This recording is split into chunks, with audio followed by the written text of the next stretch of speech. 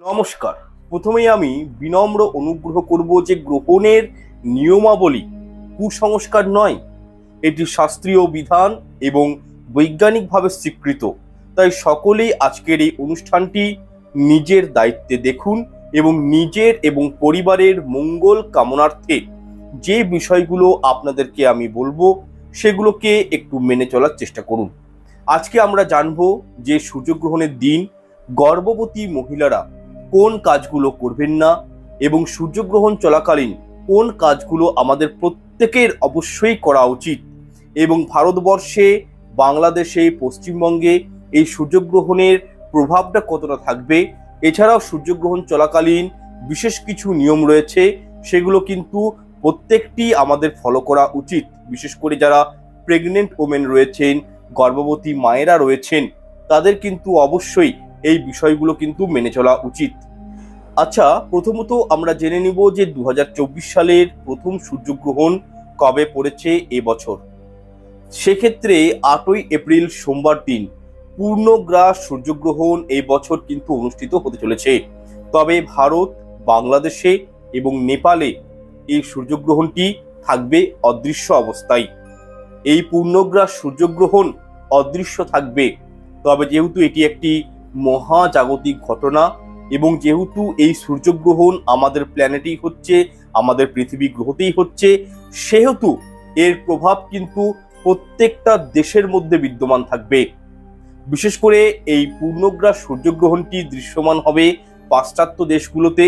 তবে হ্যাঁ, নেপালে এই সূর্যগ্রহণটি কিন্তু, আমি পুনরায় বলছি, অদৃশ্য অবস্থায় থাকবে এবং ভারতবর্ষেও, পশ্চিমবঙ্গে এবং বাংলাদেশেও। তবুও আমি পুনরায় বলছি, এই সূর্যগ্রহণে জেনে রাখুন, প্রত্যেকটি রাশির জাতক জাতিকাদের মধ্যে, প্রত্যেকটি মানুষের মধ্যে একটা কিন্তু নেগেটিভ প্রভাব অবশ্যই পড়বে। এবং এই পূর্ণগ্রাস সূর্যগ্রহণের স্থিতিকালটা হচ্ছে 5 ঘন্টা 10 মিনিট পর্যন্ত, অর্থাৎ 5 ঘন্টা 10 মিনিট পর্যন্ত এই সূর্যগ্রহণটি কিন্তু অনুষ্ঠিত হবে। এবং ভারতবর্ষে গ্রহণটি শুরু হবে 8ই এপ্রিল সোমবার রাত 9টা 12 মিনিট থেকে, এবং এই পূর্ণগ্রাস সূর্যগ্রহণ সমাপ্তি হবে রাত 2টো 22 মিনিট পর্যন্ত। এবং বাংলাদেশের ক্ষেত্রে গ্রহণ শুরু হবে 8ই এপ্রিল সোমবার রাত 9টা 42 মিনিট থেকে এবং গ্রহণ সমাপ্তি হবে রাত 2টো 52 মিনিটে। যাই হোক, পরবর্তী সূর্যগ্রহণ 2024 সালে পড়বে 2 অক্টোবর 2024 সালে। পুনরায় কিন্তু এই সূর্যগ্রহণ আবার দেখা যাবে 2 অক্টোবর। যাই হোক, গ্রহণের সময় কোন কোন বিষয়গুলো অবশ্যই মেনে চলবেন। যদিও ভারতবর্ষে, নেপাল, বাংলাদেশে এই গ্রহণ অদৃশ্য, তবুও কিন্তু এই গ্রহণের প্রভাব থাকবে, কারণ এটি হচ্ছে পূর্ণগ্রাস সূর্যগ্রহণ। যদি এটি আংশিক সূর্যগ্রহণ হতো তাহলে কিন্তু সূর্যগ্রহণের কোনো নিয়ম মানতে হতো না। তবে যেহেতু এটি পূর্ণগ্রাস সূর্যগ্রহণ, অবশ্যই গ্রহণের সময় কি কি নিষেধ, এই বিষয়টি কিন্তু আমাদেরকে অবশ্যই মেনে চলতে হবে। আচ্ছা দেখুন, গ্রহণের সময় খাদ্য আহার গ্রহণ করবেন না, রান্না করবেন না, হাতে পায়ে কোথাও তেল মালিশ করবেন না, পানীয় জল আহার করবেন না।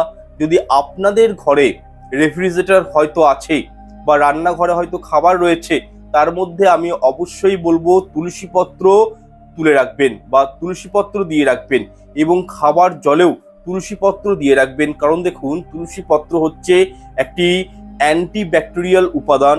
এটি খাবারে বা জলের মধ্যে থাকলে গ্রহণ থেকে আগত রশ্মির বাজে প্রভাব খাবারের মধ্যে কিন্তু পড়ে না বা কোনোভাবে জলকে এফেক্ট করে না। তাই এই বিষয়টি অবশ্যই মাথায় রাখবেন। এক কথায় বললে দেখুন, চাল, কাঁচা সবজি, ফল প্রভৃতি দ্রব্য বা শুকনো খাবারেও তুলসীপত্র অবশ্যই দিয়ে রাখার চেষ্টা করবেন গ্রহণ চলাকালীন। এছাড়াও গ্রহণ চলাকালীন মলমূত্র ত্যাগ করবেন না, চুল আঁচড়াবেন না, আয়নায় পর্যন্ত মুখ দেখবেন না। এছাড়াও গ্রহণ প্রক্রিয়া চলাকালীন দন্তমঞ্জন করবেন না, পরনিন্দা পরচর্চা করা উচিত নয়, ঘুমিয়ে থাকা উচিত নয়, সহবাসে লিপ্ত হওয়া থেকেও দূরে থাকবেন। এছাড়াও গ্রহণ চলাকালীন বাড়ির বাইরে বের হবেন না, আকাশের দিকে তাকাবেন না। এছাড়াও গর্ভবতী মহিলারা গ্রহণ প্রক্রিয়া চলাকালীন বাইরে বেরাবেন না, শাস্ত্রমতে নিষিদ্ধ করা হয়, কারণ এতে গর্ভজাত সন্তানের ক্ষতি হয়। কারণ সূর্যের থেকে আগত যে রশ্মিটা শরীরে লাগে, তার ফলে কিন্তু গর্ভজাত শিশুর ক্ষতি হতে পারে, সেহেতু শাস্ত্রে এটিকে নিষেধ করা হয়েছে। সুতরাং সূর্যের দিকে তাকাবেন না, বা কাপড় কাটা, সেলাই করা বা কোনো কিছু ছিঁড়ে ফেলে দেওয়া এগুলোও কিন্তু করতে নেই।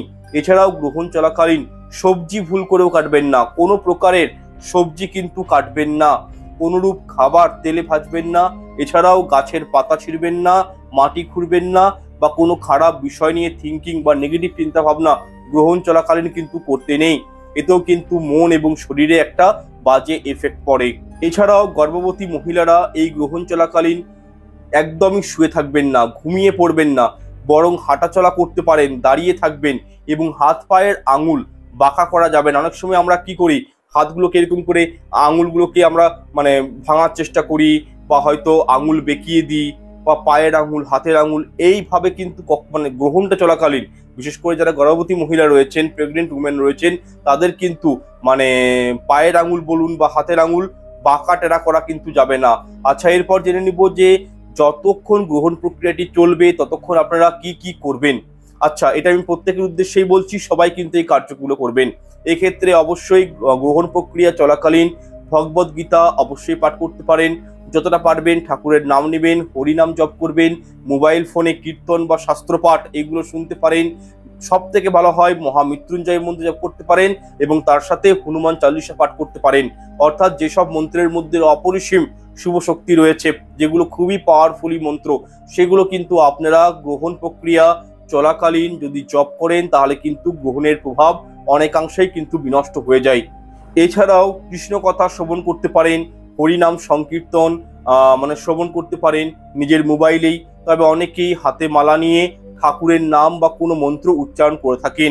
আমি এই ক্ষেত্রে তাদেরকে নিষেধ করব, কারণ গ্রহণ চলাকালীন বিশেষ করে প্রেগনেন্ট উমেন অর্থাৎ গর্ভবতী মহিলারা এমনটি করবেন না, কারণ মন্ত্র জপ করার সময় হাতের আঙুল বাঁকা করতে হয়। সেক্ষেত্রে আমি কিন্তু এটি নিষেধ করব। তবে মুখে মুখে আপনারা যতটা পারবেন কৃষ্ণ কথা শ্রবণ বা হরিনাম সংকীর্তন করতে পারেন বা শ্রবণ করতে পারেন, এবং গ্রহণ প্রক্রিয়া সমাপ্ত হয়ে যাওয়ার পর অবশ্যই কিন্তু প্রত্যেকের উদ্দেশ্যেই বলবো, স্নান কিন্তু অবশ্যই করবেন এবং সমগ্র ঘরে অল্প করে গঙ্গা জল ছিটিয়ে দিবেন। এর ফলে কি হয়, ঘরের পবিত্রতা এবং শুদ্ধতা বজায় থাকে এবং স্নান করার ফলে শরীর এবং মন পবিত্র থাকে, শুদ্ধ থাকে। গ্রহণের কোনো নেগেটিভ এনার্জি বা প্রভাব শরীরের উপর পড়ে না। কিন্তু যেহেতু এই গ্রহণটি রাত্রিবেলায় সম্পন্ন হবে, সেহেতু সবাইকার পক্ষে কিন্তু স্নান করা সম্ভব হবে না অত রাত্রে। সেক্ষেত্রে আপনারা যদি জেগে থাকবেন অবশ্যই, এবং গ্রহণ প্রক্রিয়া সমাপন হওয়ার পর বা প্রক্রিয়াটি শেষ হয়ে যাওয়ার পর অবশ্যই নিজের ঘরে, বা যদি স্নান করতে নাও পারেন নিজের ঘরে এবং নিজের শরীরে ভালো করে গঙ্গা জল ছিটিয়ে নেবেন। এতেও কিন্তু একটা বেনিফিট পাবেন। যাই হোক, প্রত্যেকটা বিষয় আপনাদেরকে আমি স্টেপ বাই স্টেপ জানিয়ে দিলাম। যে পয়েন্টগুলো আপনাদেরকে বললাম, দেখুন একটা ভিডিও বানাতে যথেষ্ট পরিশ্রম লাগে, যথেষ্ট এফোর্ট লাগে, এবং কি ইনফরমেশন অনেক সংগ্রহ করতে হয়, এবং সেই ইনফরমেশনগুলো আমি আপনাদেরকে প্রদান করছি ভিডিওর মাধ্যমে, যাতে করে আপনাদের ক্ষয়ক্ষতি না হয়, প্রবলেম কিছু না হয়। সেহেতু আমি যে কথাগুলো বলছি এগুলোকে অবশ্যই একটু মেনে চলার চেষ্টা করুন, আপনাদের শুধু ভালোর জন্য আমি বলে যাচ্ছি। যাই হোক, অনুষ্ঠানটি কেমন লাগলো অবশ্যই কমেন্ট সেকশনে আমাকে কমেন্ট করে জানাবেন। ভিডিওটি ভালো লেগে থাকলে লাইক শেয়ার করতে ভুলবেন না, এবং বিনম্র অনুরোধ করব চ্যানেলটি আমার সাবস্ক্রাইব করে পাশে থাকা বেল আইকনটি অন করে রাখবেন, এইরকমই সব শাস্ত্র বিষয়ক বিভিন্ন ভিডিও দেখার জন্য, অনুষ্ঠানগুলি জানার জন্য। যাই হোক, ঈশ্বর আপনাদের মঙ্গল করুক। নমস্কার, ধন্যবাদ।